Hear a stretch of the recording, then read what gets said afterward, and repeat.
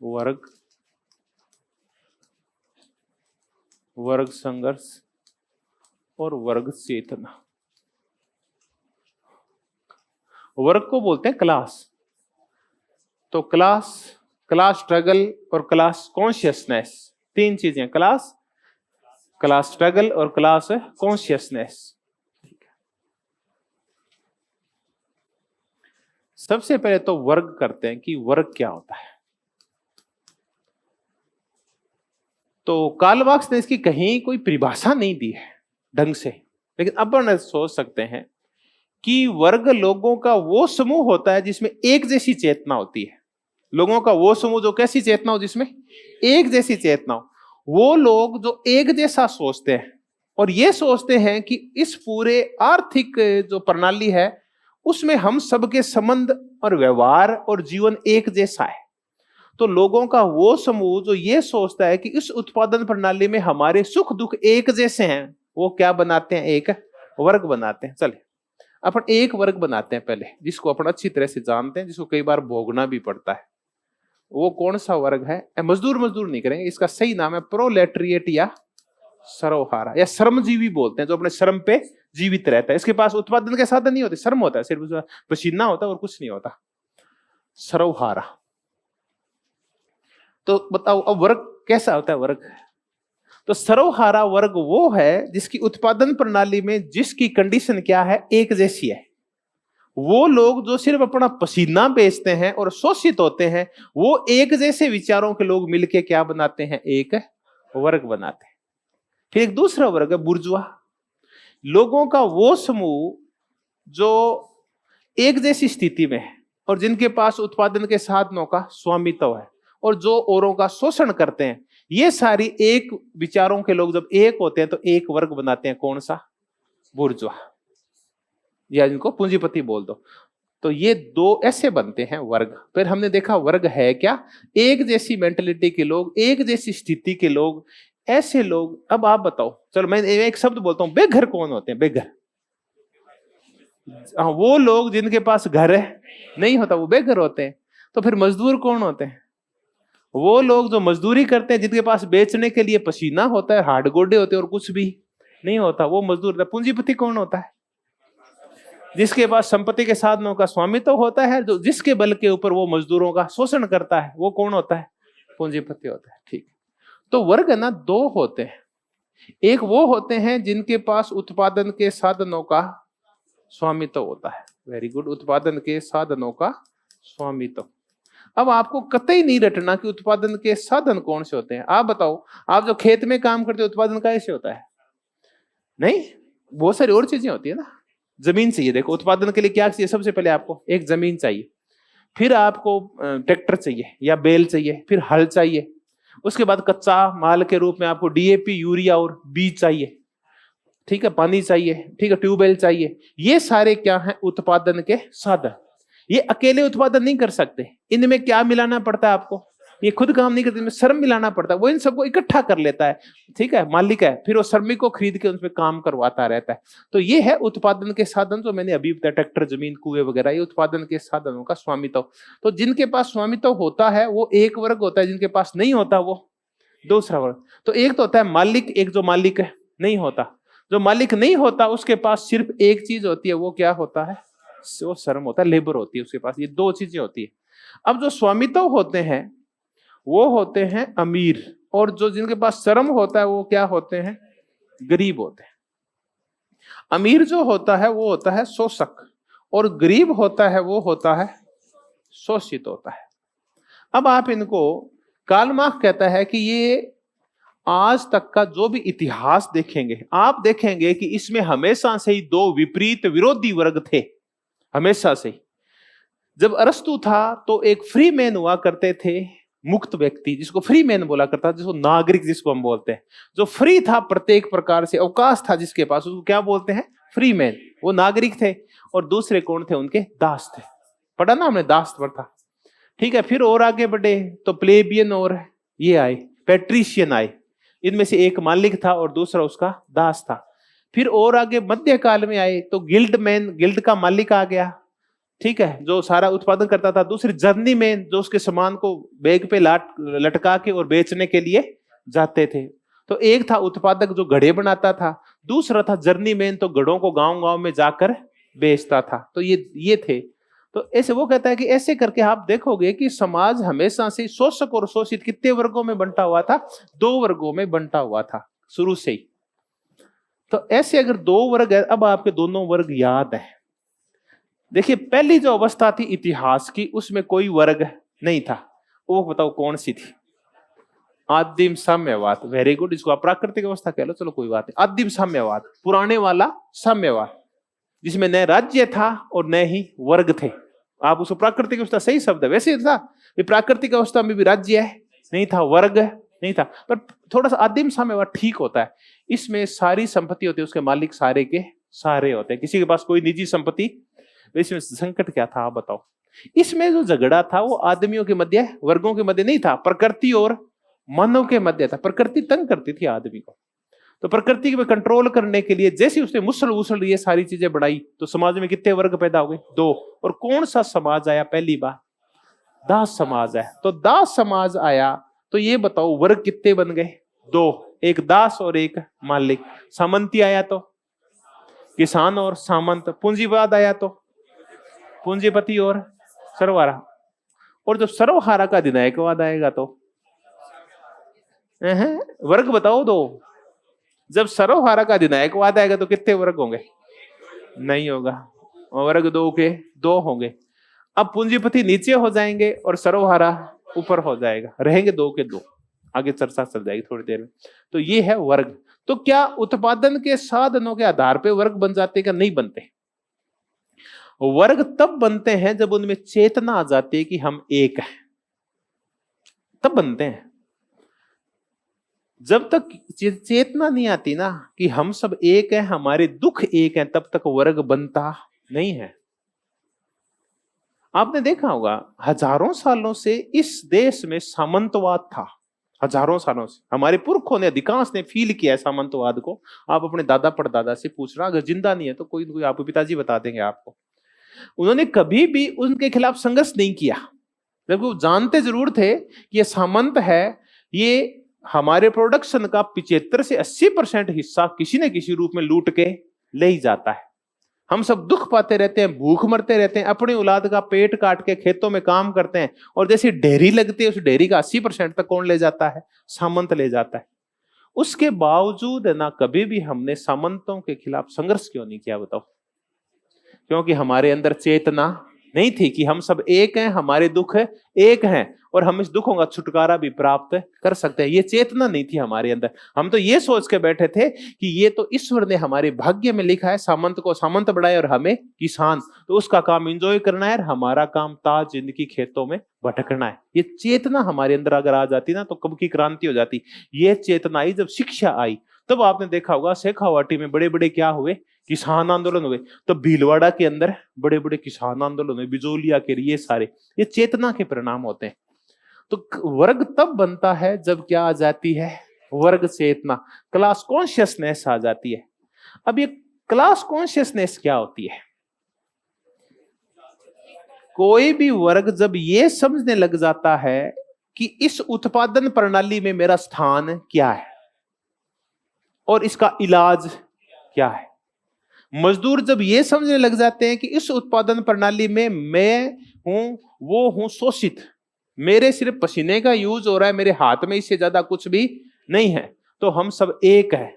ये जब किसमें भाव आ जाता है? मजदूर में। वो है उसकी मजदूर की चेतना। ये जब पूंजीपति में आ जाता है ये भाव कि मैं हूं पूंजीपति, मजदूर मेरे को हटाना चाहते हैं, ये मेरे को हड़पना चाहते हैं, और मैं इनका शोषण तो करूंगा क्योंकि ये उत्पादन के साधन किसके हैं? मेरे हैं, ये जमीन मेरी है, ये फैक्ट्री मेरी है, मैं तो ऐसा ही करूंगा। तो वो सारे पूंजीपति जब एक जैसी भावना ले आते हैं तो वो कौन सा वर्ग बन जाता है? पूंजीपति वर्ग बन जाता है।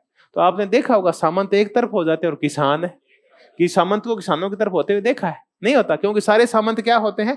एक जैसी चेतना के लोग होते हैं, जो ये मानते हैं हमारा स्वाभाविक हक है किसानों का शोषण करना। ऐसी बुर्जुआ कहता है हमारा स्वाभाविक हक है मजदूरों का शोषण करना। ये है, ये होती है वर्ग की चेतना, क्लास कॉन्शियसनेस बोलते हैं। तो देखिए वर्ग बनने का काम है, ये 2 स्तर के ऊपर चलता है। पहले तो उत्पादन के साधनों में आपकी स्थिति क्या है, आप मालिक हैं या मालिक है नहीं है, और दूसरा आप में ये चेतना है या नहीं है। तो दोनों चीजें मिलनी जरूरी है। सिर्फ अकेले ही कि मैं उत्पादन के साधनों में सिर्फ श्रम करता हूं, अब वर्ग नहीं बनेगा। आप में चेतना आनी चाहिए कि मैं इस शोषण से क्या पाऊंगा, छुटकारा पाऊंगा, या मैं शोषण करूंगा, तब वर्ग बनता है। और जैसे ही आप में वर्ग की चेतना आती है, क्या शुरू हो जाता है, अब आपको पता चल जाता है कि ये सामने वाला वर्ग कैसा है, मेरा विरोधी वर्ग है। वैसे क्या शुरू हो जाता है, वर्गों के मध्य संघर्ष शुरू हो जाता है। अब वर्गों में संघर्ष शुरू क्यों होता है, बताओ, कारण क्या है? आपसी टकराव, विरोधी हित। जिसका शोषण किया जा रहा है वो सोचता है कि उत्पादन के साधनों पे कब्जा मैं कर लूं, और जिसने कब्जा कर रखा है वो कहे मैं छोड़ूंगा नहीं। इस मुद्दे के लेके दोनों के मध्य वर्ग का संघर्ष होता है, क्लास स्ट्रगल होता है। ठीक है, अब ये है क्लास स्ट्रगल या वर्ग संघर्ष। अब ये वर्ग संघर्ष तब होता है जब वर्ग में क्या आ जाती है, चेतना। हमारे यहाँ क्यों नहीं होता वर्ग संघर्ष, आज तक नहीं हुआ। हमने आज तक भारत का इतिहास उठा के देख लो, किसी मजदूर ने किसी पूंजीपति को नहीं मारा आज तक। क्यों? क्योंकि हमारी चेतना वहां तक पहुंची ही नहीं। हमारी जो चेतना पहुंचती है वो हड़ताल तक पहुंचती है। हम करेंगे आगे, हम लेलिन को कराऊंगा, विचारधारा करवाऊंगा। तो लेलिन कहता है कि ये चेतना है ना, इसके साथ संकट रहता है। वो चेतना कोई लड़की है, वो मत कहना कि उसके कोई संकट आ गया होगा। मैं उस कॉन्शियसनेस की बात कर रहा हूँ, है ना। वो कहता लेलिन क्या संकट बता गया मेरे ऊपर है। लेलिन कोई हाथ थोड़ी देख गया था मेरा भी ये संकट आएगा, ये है ना, ये रेखा ये कह रही है, ऐसा कुछ नहीं है। लेलिन कह गया था एक मजदूर में ज्यादा से ज्यादा कौन सी चेतना आ सकती है, हड़ताल करने की चेतना आ सकती है। क्रांति तो वो सोच ही नहीं सकता। हड़ताल करेगा, पूंजीपति अगर किया बैठे और हड़ताल पर क्या बात हुई, वो कहे साहब ऐसे नहीं चलेगा, आप हमारा शोषण करे हो। अरे ठीक है, शोषण तो कर रहा हूँ, उसकी छोड़ो, गोली मारो। तुम तो चाहते क्या हो? की को नहीं, 3 दिहाड़ी मिले 210 रुपया कर दियो राज्जिया, क्या करया 220 और बोलो थे, ओ ताली ताली ताली ताली। अब तो उनकी चेतना कहां तक पहुंचती, ज्यादा से ज्यादा हड़ताल तक। तो भारत के जो मजदूरों की चेतना कहां तक पहुंची थी? लेनिन कहता है कि इसके लिए चेतना के लिए एक दल बनाना पड़ता है, और फिर उनको भड़काना पड़ता है, और फिर उनका नेतृत्व करना पड़ता है, फिर वो क्रांति करते हैं। ऐसे क्रांति नहीं करते। खैर चेतना छोड़ते, चेतना की बाद में चर्चा करेंगे। चेतना बाहर से आती है या अंदर से आती है, बाद में चर्चा करें। अब है वर्ग चेतना। चलो अब चर्चा कर लेते हैं कि चेतना आती कहां से है। तो कार्ल मार्क्स बोलता है कि चेतना स्वतः कहां से प्रकट होती है, अंदर से प्रकट होती है। जब आपका शोषण किया जाएगा ना, तो आप दूसरों से, एक दूसरे मजदूर से बात करोगे, यार भाई अपना शोषण हो रहा है यार, वो हाँ यार शोषण तो हो रहा है। तो फिर तीसरे से कहेंगे तेरा भी हो रहा है, यार मेरा भी शोषण हो रहा है, पर तीनों तो एक ही जैसे हैं। चौथा के अपनी एक मैं यार ऐसा ही मैं हूं। तो ऐसे 4-5 लोगों का चलो एक मान लेते हैं, क्या बन गया, एक बार एक वर्ग बन गया। फिर वो कहते हैं इसका छुटकारा क्या है, तो वो कहते हैं इसका छुटकारा एक ही, अपने मिलके पूंजीपति को मार देते हैं और फैक्ट्री पे क्या कर लेंगे, कब्जा। ये फैक्ट्री किसकी होगी, हम सबकी होगी, बराबर होगी सबकी। तो ठीक है, तो वो क्या कर देते हैं, वर्ग संघर्ष। अब ये जो कार्ल मार्क्स और एंजल्स ये बोलते हैं कि चेतना कहां से आती है, अंदर से, अपने आप ही आती है। मजदूर इतने शाणे होते हैं कि चेतना अपने आप ही आ जाती है उनमें। कार्ल मार्क्स की बजाय उसका जो शिष्य है लेनिन, जिसको मार्क्सवाद को व्यवहार में डाल के बताया, वो बोला गुरुजी ये गड़बड़ कर गए। क्यों? गुरुजी ने सिद्धांत जाड़े थे, व्यवहार में लागू नहीं किया था। उसने कहा कि ये नहीं होता, चेतना अंदर से नहीं आती बल्कि चेतना बाहर से लानी पड़ती है। कुछ है ना ऐसे आदमी होंगे जो मजदूर नहीं होंगे, बल्कि वो है ना मूलतः पढ़े लिखे लोग होते हैं, जो भाषणबाज होते हैं, बहुत तगड़े। वो किताब में लिखते हैं, अखबारों में लेख लिखते हैं, और वो ना सेमिनार्स करते हैं और मजदूरों के बीच में जाते हैं और उनको बताते हैं तुम मजदूर हो। वो कहते हैं तो हमें ही पता है कि तुम्हारा शोषण हो रहा है, कि हमें भी पता है, मेरे पास इलाज है, क्या कि क्रांति करेंगे। तो एक बार तो मजदूरों का मुंह क्या रह जाता है, खुला का खुला, मौलिक के खिलाफ क्रांति का, हाँ वो तुम्हारा शोषण करता है। फिर वो कहते हैं ठीक हम क्रांति करेंगे। तो उनकी समझ नहीं आती क्रांति कैसे होती है, कि कल से हम हड़ताल कर देंगे। हड़ताल नहीं करनी क्या है, क्यों? हड़ताल करते तो तुम परसों हड़ताल तोड़ दोगे 10 रुपए लेके, उसका क्या है? हड़ताल तोड़नी नहीं है, मालिक आएगा उसको मारना है अपने को। एक दिन अपन क्या करेंगे, सारे मिलेंगे, तो उस दिन आगे आगे कौन चलता है? वो बुद्धिजीवी चलता है, जो उनको भड़काता है। वो आगे आगे चलते हैं, मजदूर लठ लेके पीछे चलते हैं। क्योंकि एक व्यक्ति के पास एक ही बल हो सकता है, तो शारीरिक बल हो सकता है या बौद्धिक बल। अब मजदूर जो पूरे दिन जो काम करते हैं खेतों में, जो काम करते हैं फैक्ट्रियों में, उनके पास बुद्धि कहां से आएगी भाई? कल को क्रांति की एक योजना तो बनानी पड़ेगी ना। अभी लट लट कहां से आएंगे, बंदूकें कहां से आएगी, मारेंगे कैसे, मारने के बाद जब फैक्ट्री हो जाएगी तो उसको चालू कैसे रखें, कच्चा माल कहां से आएगा, फिर राज कौन चलाएगा, किस प्रकार के मंत्री होंगे, सेना किसकी होगी, पुलिस किसकी होगी, तो बहुत सारा ज्ञान चाहिए। वो तो मजदूरों के पास नहीं होता। वो किसके पास होता है? बुद्धिजीवियों के पास होता है। तो बुद्धिजीवी उनका नेतृत्व करते हैं, और ये बुद्धिजीवी इकट्ठे होते हैं तो बनता है एक राजनीतिक दल जिसका नाम है कम्युनिस्ट पार्टी। तो ये बुद्धिजीवियों का एक हरावल दस्ता होता है, वैनगार्ड्स होते हैं। हरावल दस्ता वो होता है जब झगड़ा होता है, लड़ाइयां, युद्ध होते हैं, जो आगे आगे चलता है उसको कौन सा दस्ता बोलते हैं? हरावल दस्ता, वैनगार्ड्स बोलते हैं। तो वैनगार्ड होते हैं वो बुद्धिजीवी होते हैं। लेनिन कहता है, लेनिन कौन था? जिसने बोल्शेविक क्रांति कराई थी रूस के अंदर, मजदूरों की क्रांति करवाई थी जिसने, वो था। वो कहता था गुरुजी चेतना अंदर से नहीं आती बल्कि चेतना बाहर से। चेतना होती नहीं है, चेतना लानी पड़ती है। क्रांति होती नहीं है, क्रांति करवाई जाती है। तब वो कहता है आज रात या शाम तक क्रांति हो जानी चाहिए। कौन कहता है? लेनिन। तो अब आप एक चीज तो समझ गए कि मार्क्स में लेनिन थोड़ा अंतर है, लेकिन छोड़ते बाई चांस पूछ ले कि कौन कहता है कि चेतना बाहर से आती है, कौन कहता है? लेनिन कहता है। ऐसी ग्रामसी बोला करता था। छोड़ देते हैं ग्रामसी को, उसको छोड़ते हैं। इतना बस दो नाम लिख देता हूं एक बार आधी सेकंड में। एक है मार्क्स और एक है लेनिन। लेनिन तो नेता था, मार्क्स सिद्धांतकार था, फिलोसोफर था। ये कहता है चेतना, आप बताओ, आंतरिक है, और ये कहता है चेतना बाह्य है। अब छिड़ गया वर्ग संघर्ष। तो ये कहता है कि वर्ग संघर्ष जो छिड़ेगा ना, तो वर्ग संघर्ष की जो उच्चतम स्टेज है, वर्ग संघर्ष की उच्चतम अवस्था, वो तब आती है जब क्या आता है? पूंजीवाद आता है। तो ये एक लाइन याद रखना कि वर्ग संघर्ष की उच्चतम अवस्था कब आती है? जब आंखों से शोले निकलने लगते हैं। ये कौन सी अवस्था है? पूंजीवाद है। देखिए पूंजीवाद से पहले भी अवस्थाएं हैं, दास समाज भी है और सामंती समाज भी है, लेकिन उस टाइम में जब वर्ग संघर्ष है उच्चतम स्तर के ऊपर पहुंचता नहीं है। कारण क्या है ये देखते हैं। वो कहता है पूंजीवाद में ना बहुत ही अच्छी स्थितियां पैदा करता है पूंजीवाद। पूंजीवाद में एक तो खुद के अंदर कॉन्ट्राडिक्शन पाए जाते हैं, द्वंद्व तो हर जगह पाए ही जाएंगे। एक तो खुद के आंतरिक द्वंद्व होते हैं, आंतरिक द्वंद्व। और दूसरा पूंजीवाद के साथ एक संकट और होता है कि वो क्या बढ़ा लेता है। चलो आंतरिक द्वंद्व से समझ में आ जाएगा। पूंजीवाद में खुद में क्या पाए जाते हैं? कुछ आंतरिक द्वंद्व। अभी आंतरिक द्वंद्व क्या होता है? देखिए पूंजीपति क्या करते हैं, आपस में प्रतियोगिता करते हैं। वो कहता है मैं माल बेचूंगा ज्यादा, वो कहता है मैं ज्यादा माल बेचूंगा। माल बेचने के इस चक्कर में बताओ क्या होता है? संघर्ष नहीं होता, प्रतिस्पर्धा होती है, कंपटीशन होता है। इस कंपटीशन में एक आदमी का माल हार जाता है और दूसरे व्यक्ति का माल जीत जाता है, तो एक की फैक्ट्री बंद हो जाती है। अब इसकी फैक्ट्री बंद होगी, बताओ वो क्या करेगा? दूसरा पूंजीपति जो जीत गया उसकी फैक्ट्री खरीद लेगा और उसको अपने यहां मजदूर रख लेगा। तो समाज में कितने वर्ग रह जाते हैं? दो। मध्यम वर्ग लुप्त हो जाता है। मध्यम वर्ग को वो क्या करता है? सर्वहारा बना देता है। कौन? पूंजीपति। पूंजीपति खुद अपने पैरों पे कुल्हाड़ी मारता है। वो अपने ही लोगों की संख्या क्या करता जाता है? कम करता जाता है। तो जैसे कंपटीशन बढ़ता जाएगा पूंजीपतियों की संख्या कम होती जाएगी, क्योंकि कुछ पूंजीपति वो कंपटीशन में हारते जाएंगे, उनकी फैक्ट्री बंद होती जाएगी, उनके घर बिकते जाएंगे और सर्वहारा बनते जाएंगे। तो समाज में स्पष्टतः कितने वर्ग रह जाएंगे? दो वर्ग। मध्यम वर्ग लुप्त हो गया, बहुत सारे पूंजीपति लुप्त हो गए। अब थोड़े से पूंजीपति बन गए और बहुसंख्यक सर्वहारा रह गए। तो अब संख्या बल के आधार के ऊपर जीतेगा कौन? सर्वहारा। एक तो ये संख्या बल, सर्वहारा 99% होता है, पूंजीपति 1% होता है। दूसरा सर्वहारा के पास एक बड़ा वो मोटिवेशन होता है कि हमारे खोने के लिए कुछ भी नहीं है, वे क्या खोएंगे वो, और पाने के लिए पूरा संसार पड़ा है। कि मर गए तो मरे हुए तो है ही, रोज ही मरते हैं, इसे एक दिन मर जाएं। और अगर जीत गए ना तो पूरी फैक्ट्रियां, पूरे आनंद किसके होंगे? हमारे होंगे। तो ये क्रूसेड में उनको ये चीज है ना, इसे धर्मयुद्ध टाइप जो होता है उसमें ये चीज उनको प्रेरित करती है कि हम सब कुछ पा लेंगे। तो वर्ग संघर्ष की सबसे अच्छी अवस्था कौन सी होती है? तो ये कार्ल मार्क्स कहता है पूंजीवाद, पूंजीपति अपनी कब्र खुद खोदते हैं। नंबर एक, जब वो अपने लोगों की संख्या कम करते हैं। दूसरा, एक काम वो बड़ा जोरदार करते हैं, वो क्या करते हैं?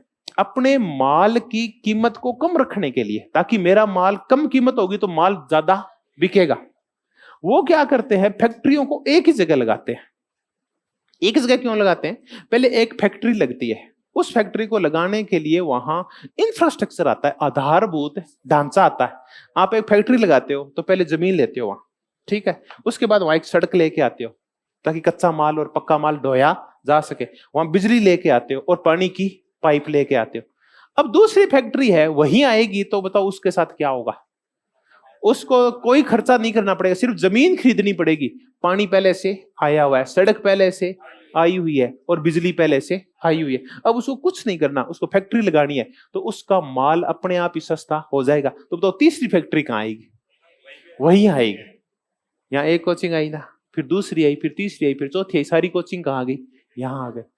तो अब यहाँ न तो मार्केटिंग की दिक्कत है, नए छात्रों को यहाँ वहां जाने का चक्कर है, सारे छात्र एक ही जगह, सारी कोचिंग एक ही जगह। ऐसे ही वहां होता है, सारी फैक्ट्रियां कुछ ही सेंटरों पे केंद्रित हो जाती है। अब उससे फर्क क्या पड़ता है?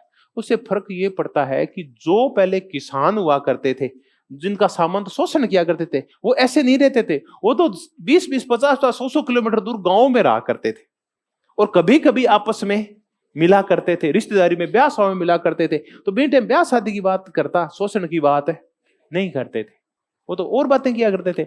अब ये तो रोज ना लाखों की संख्या में मजदूर कितनी जगह रहते हैं? एक ही जगह रहते हैं। तो उनमें ना संगठन तैयार करना बहुत ही आसान होता है।